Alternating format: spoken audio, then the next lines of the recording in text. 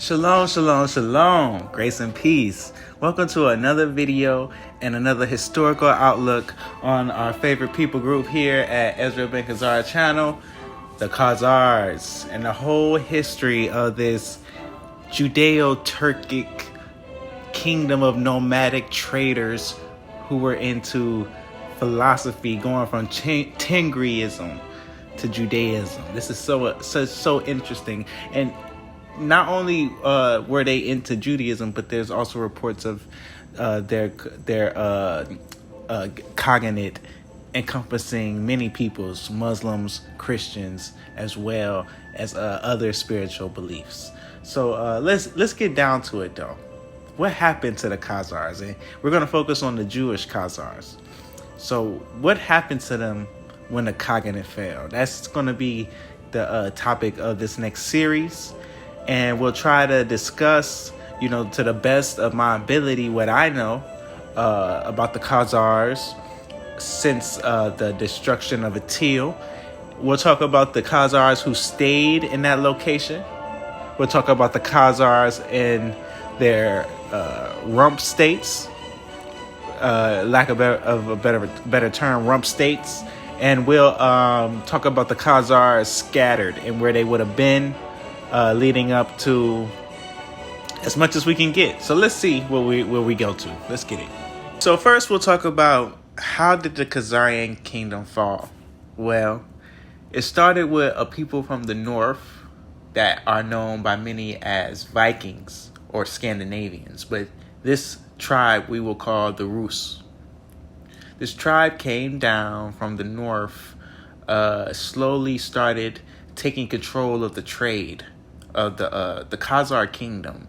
Was the one in control of the trade routes on the Volga, on the Don, through the Silk Road. But when these Vikings came, first, yes, they were subordinate to the Khazars, but over time they grew more in power and gathered other Slavic tribes amongst them and rebelled against the Khazar Khaganate. And this all comes together in the siege of Sarkel in the year 965 AD, and then the siege of the capital city, Atil, in 968 or 969. This campaign against the Khazars was by a man named Svyatoslav I, who was one of the leaders of the Rus. So what happened after this? Well, as we see here, the small rump state area of modern-day Dagestan, Al-Muqaddasi writes in 985 AD that he mentions that there were Khazars in this area still. He said the land was filled with woe and squalor, with honey, many sheep, and Jews. There's also reports that some of the surviving Khazars asked for help from the Khorazim that lived near them, their brothers. And it was delivered at the price that they convert to Islam. So some Khazars who stayed in that eastern region would have converted to Islam, or they would have been swallowed up by the later incoming Golden Horde into the Nogai Horde that we've done videos on.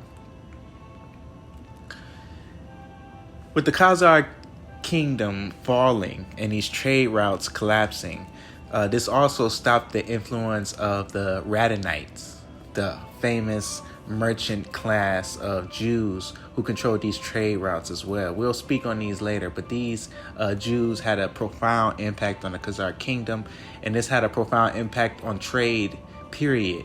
The Khazarian kingdom falling led the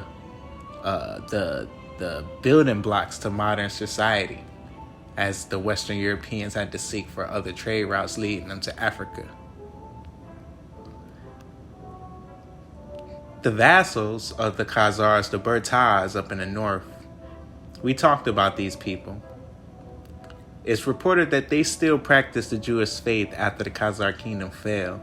Up to the 13th century, we have reports of them having a kingdom of their own the kingdom of Moxel in Moksha land. We'll do a video deep diving into this kingdom into the future, God willing. It is said that these Burtahs became the ancestors of the modern Moksha people. Perhaps some of them became the foundations of the Russian Jewry, or the East Canonic Jews. Let's talk about some of the rump states, or places where Khazar still dwelt at and had some sort of influence. In that area of Dagestan, the closest that we would have to this are the mountain Jews. Perhaps some of the Khazars who stayed in their Jewish faith in this land, perhaps they would have merged into the mountain Jewish community, which is majority Persian Jews. Eventually, they would move to Azerbaijan.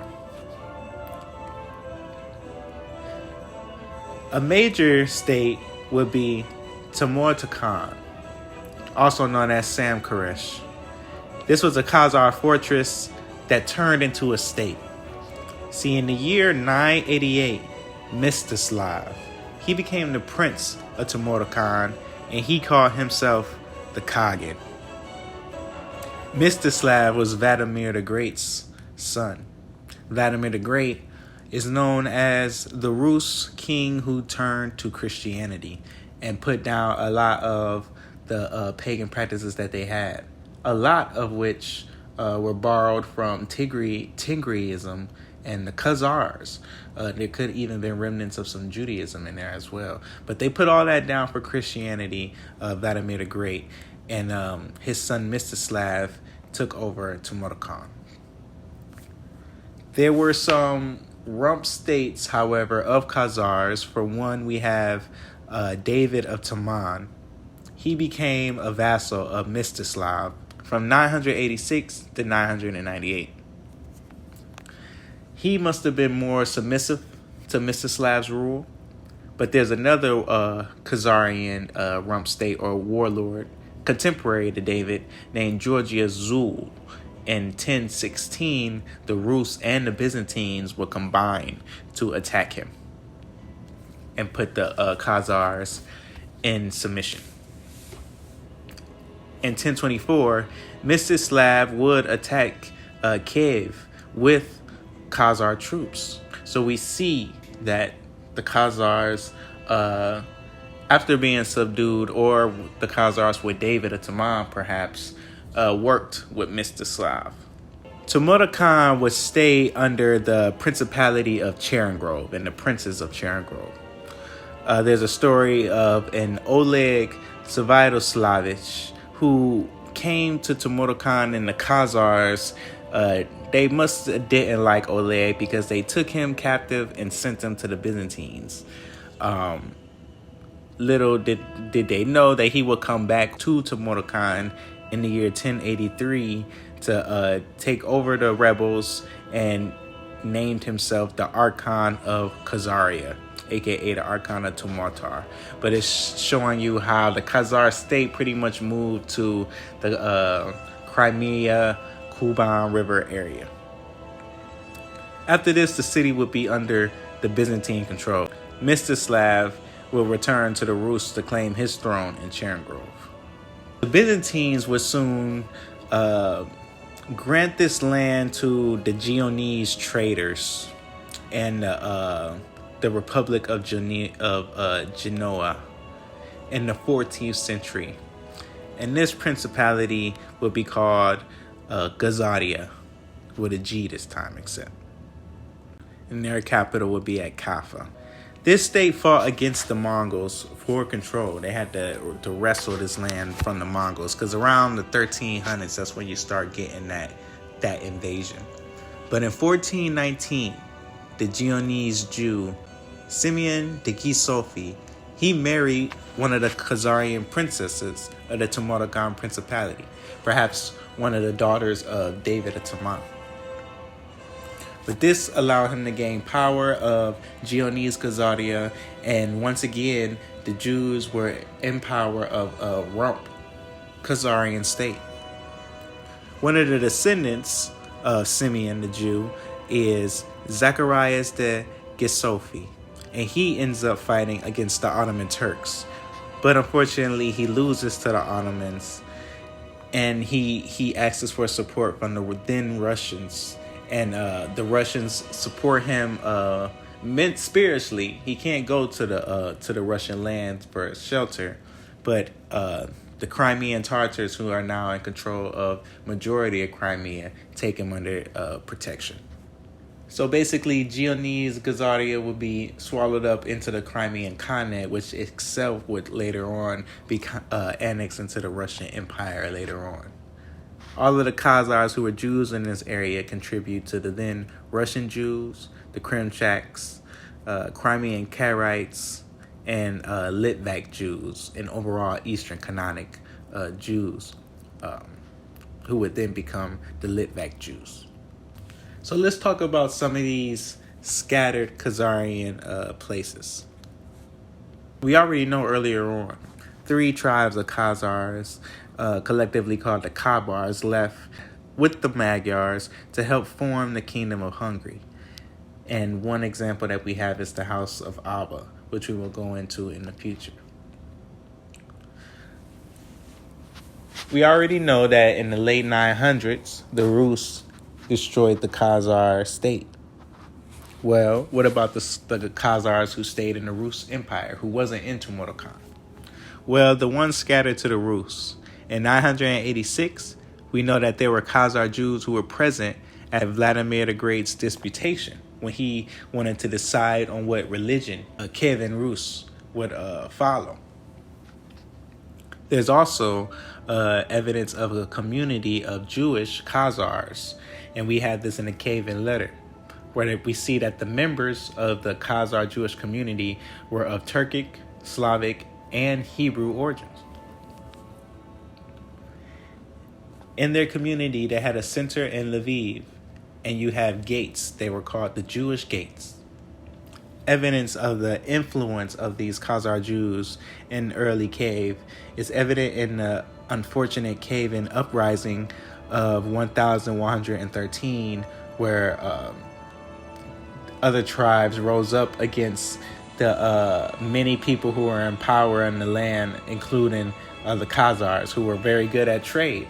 You know, they controlled the Silk Road, so they brought those same influences to wherever they went.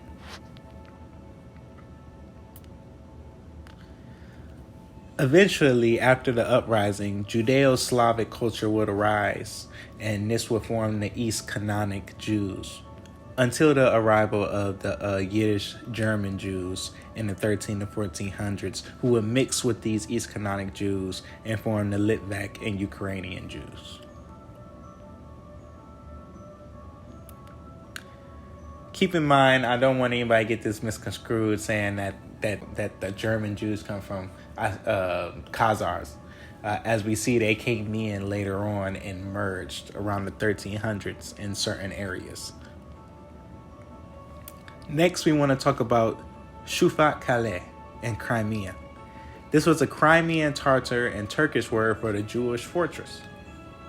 And this is in the Crimean area, not so much as the Tmutarakan area or the Gazaria area, but in the more of the Crimean Khaganate area.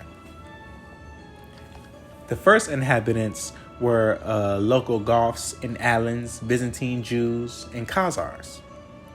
And at the turn of the 15th century, the Crimean Tartars settled Crimean Karaites in certain areas of the town. These would have been the Khazarian Karaites. But after the fall of Constantinople in 1453, many Greek-speaking Karaites migrated to Mangup and Chufukale in the Crimean area. So I know there was one man who was watching my videos. I don't know if he's going to see this video, but he said he had a disputation with me about the Crimean Karaites coming from Khazaria. He's right in that they were not pure Khazarians, because in this present age, they are heavily mixed with the Byzantine Karaites, the Greek-speaking ones. In the mid-17th century, the Tatars left Kirik Or, and only the Karaites and several Krimchak families were there. Crimean Karites, at this point, are considered indigenous people of the Crimean Peninsula. Abroad, we know that there were Khazars scattered to the four corners of the earth, really, just like the Israelites. Avraham ibn Dawood mentions encountering rabbinical students, rabbinical Khazars, who descended from Khazars and Gazaria, who traveled to Toledo, Spain in the 1160s to learn. We know the history of the Spanish Jews. These Khazars would have been caught up in the rest of the Sephardic history from that point on, perhaps fleeing to Turkey, fleeing to North Africa, maybe even getting caught up in some of the West African migrations of Ashkenazi. We also hear of Khazar mercenaries, whether they were Jews or not, we're not sure, but they served in armies and in Islamic caliphates and in other states as well. We know that these nomadic tribes often became mercenaries. The Magyars did this as well. We have documents from medieval Constantinople that attest the Khazars moving into the suburb of Perea, which is a place in Istanbul, or Constantinople, the main place of the Byzantines. Khazars would move there and mingle with those Jews as well after the Khazar Khaganate. We also know of Khazar merchants being active in both Constantinople and Alexandria as well in the 12th century. There's also R1A1 Jews, Karaites in Egypt. We're not sure the higher resolution of those R1As, but they could be Khazarian lines. In 1170 to 1185, Rabbi Petachia heard of envoys from the Khazarian kingdom who were looking for other rabbinical scholars and people to teach them in Mesopotamia and in Egypt. So we see that they went traveling to the other Jewish communities to find teachers to learn. A lot of them had a remedial Judaism until the reforms of Obadiah, but they would have been taught whatever they were taught. Some of them stayed Karaites. There's also reports of Slavic speaking Khazars being merchants all the way in Prague. Really from Prague all the way to Krakow, it says. So this is something to think about. Well, you guys, that's all the information I have for you today. Maybe later on we'll go deeper into these areas of Khazarian history and do deep dives. But until the next time, shalom, grace and peace. Like, comment, and subscribe. And shout out to all my Khazarians and all my nomads out there. Shalom.